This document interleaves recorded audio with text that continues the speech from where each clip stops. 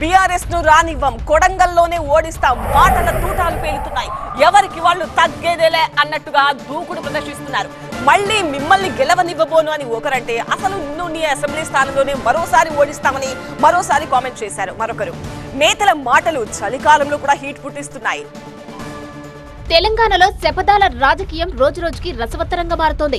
అటు అధికార పక్షం, ఇటు విపక్షం ఎవరికి వాళ్లే ప్రత్యర్థులు మళ్లీ అధికారంలోకి రాకుండా అడ్డుకుంటామని శపథాలు చేస్తుండటంతో పాలిటిక్స్ సరికొత్త టర్న్ తీసుకుంటున్నాయి.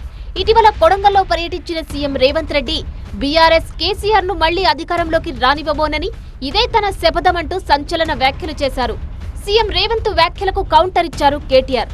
అదృష్టం కొద్దీ సీఎం అయిన రేవంత్ చేయాల్సిన శపథాలు ఇవి కావన్నారు. తాను ఇచ్చిన హామీలు అమలు చేస్తానని ముఖ్యమంత్రి శపథం చేయాలని సూచించారు. ముఖ్యమంత్రివి చెయ్యి, నువ్వు శపథాలు చేస్తున్నావు కదా, కేసీఆర్ ను మళ్ళీ లేకుండా చేస్తా, మళ్ళీ రాకుండా చేస్తా అంటున్నావు కదా.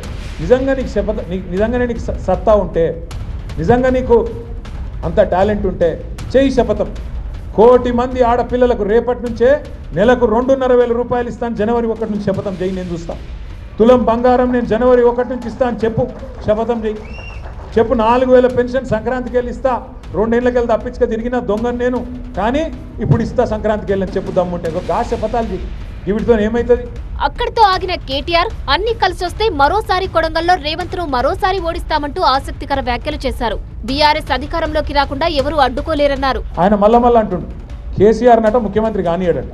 నేను కూడా మీ అందరికి ఒకటే చెప్తున్నా, మీ అందరి దయ ఉంటే, మీ అందరి ఆశీర్వాదం ఉంటే ఖచ్చితంగా కేసీఆర్ సంగతి ఇడిచిపెట్టు, నిన్ను కొడంగల్లో కూడా మళ్ళీ గెలవనీయకుండా చేసే బాధ్యత మాది.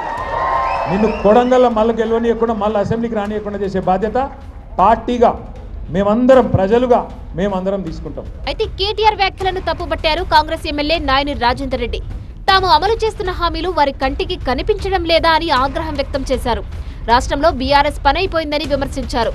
కేటీఆర్ గారు మాట్లాడుతూ శపథం చెయ్యి, పనులని ఇచ్చిన వాగ్దానాలు అంటున్నారు. మరి కళ్ళకు అవపడట్లేదా? చేసిన వాగ్దానాలు మేము నెరవేర్చినవి.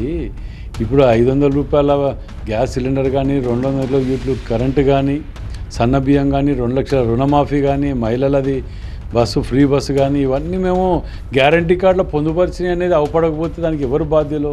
ఇలా నేతలు ఎవరికి వాళ్లే ప్రత్యర్థుల దూకుడును అడ్డుకుంటామని సవాళ్లు చేసుకుంటుండటంతో రాబోయే రోజుల్లో ఈ శపథాలు, సవాళ్లు ఇంకెంతవరకు వెళతాయో అని చర్చ జోరందుకుంది.